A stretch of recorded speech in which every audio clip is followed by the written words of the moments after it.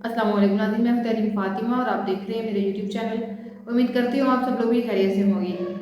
आज supreme court of Pakistan में Punjab election tribunal case की समाअत थी।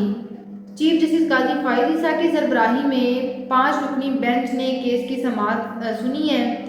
और आज दौरान समाअत सबसे अहम बात ये हुई कि सलमान अकरम राजा साहब हैं, उन्होंने काजी साहब की बेंच में शमूलियत पर एतराज़ उठा दिया और कहा कि हमें बेंच में आपकी शमूलियत पर एतराज़ है। दरख्वास्त गुजार सलमान अकरम राजा हैं और उनके जो वकील थे हामिद खान, वो आए और उन्होंने कहा कि माय लॉर्ड, हमने एक दरख्वास्त देनी है कि हमें आपके केस सुनने पर एतराज़ है, मतलब चीफ जस्टिस के केस सुनने पर एतराज़ है। इसके पीछे वजह यही है कि जब भी पाकिस्तान तहरीक इंसाफ का कोई केस समाअत के लिए आता है तो पाकिस्तान तहरीक इंसाफ जैसा फैसला चाहती है या पाकिस्तान तहरीक इंसाफ को कोई रिलीफ चाहिए होता है तो कभी भी काजी फ़ाइज़ ईसा साहब की जानिब से पाकिस्तान तहरीक इंसाफ को कोई रिलीफ नहीं दिया गया। इवन चाहे काजी साहब की सरबराही में 3 रुकनी बेंच हो या 5 रुकनी बेंच हो, वो जजेस अगर पाकिस्तान तहरीक इंसाफ के हक में फैसला सुनाते हैं तो एतराज़ हमेशा काजी साहब को ज़रूर होता है। तो वहीं दूसरी जानिब जो पाकिस्तान तहरीक इंसाफ की मखसूस नशिस्तों वाला मामला है, उसमें जस्टिस मंसूर अली शाह ने जो तफसीली फ़ैसला जारी किया है उसमें इलेक्शन कमीशन को उनकी जो नाअहली है वो याद दिलाई गई है और कहा गया है कि इलेक्शन कमीशन अपनी जिम्मेदारी पूरी नहीं कर पाया जो 8 फरवरी 2024 को इलेक्शन हुए थे उसमें। तो इस हवाले से चेयरमैन बैरिस्टर गौर साहब का भी बयान आया है। उन्होंने कहा है कि बहुत जल्द इलेक्शन कमीशन जो है वो हमें हमारी मखसूस नशिस्तें वापस देने के हवाले से ऐलान कर देगा, क्योंकि सुप्रीम कोर्ट ऑफ पाकिस्तान ने उनको जो उनकी नाअहली है जो वो काम प्रॉपर नहीं कर पाए, इलेक्शन कमीशन के किरदार पर सवाल उठाया।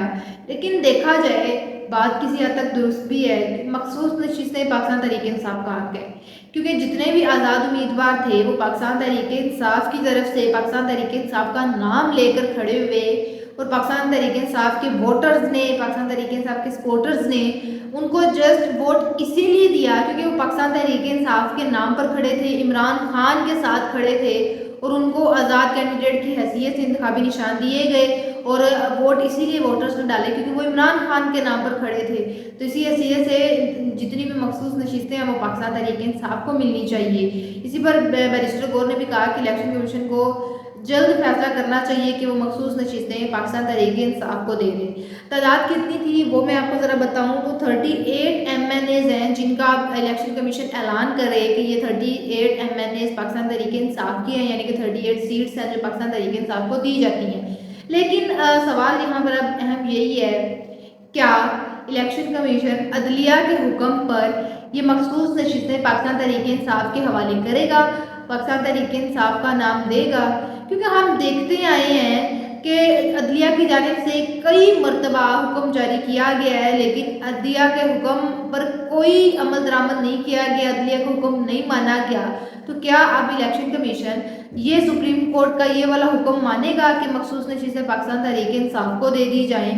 ये तो अब सवाल है, क्योंकि अब आज मखसूस नशिस्तों के हवाले से जस्टिस मंसूर अली शाह ने तफसीली फैसला जारी कर दिया है। तो अब जल्द अज जल्द इलेक्शन कमीशन को इस पर अमल दरामद करना चाहिए और पाकिस्तान तहरीक इंसाफ को उनकी मखसूस नशिस्तें देनी चाहिए। लेकिन बहरहाल जो सूरत हाल चल रही है सियासत में, लगता नहीं है कि पाकिस्तान तहरीक इंसाफ को उनकी मखसूस नशिस्तें मिलेंगी, क्योंकि अगर पाकिस्तान तहरीक इंसाफ को मखसूस नशिस्तें मिल गई तो हुकूमत के लिए और मसला हो जाएगा। हुकूमत का जो मैंडेट है, हुकूमत के पास अक्सरियत है, वो कम हो जाएगी। अगर पाकिस्तान तहरीक इंसाफ को उनकी मखसूस नशिस्तें दे दी जाती हैं तो पाकिस्तान तहरीक इंसाफ के पास मैंडेट ज़्यादा हो जाएगा, हुकूमत गिर सकती है।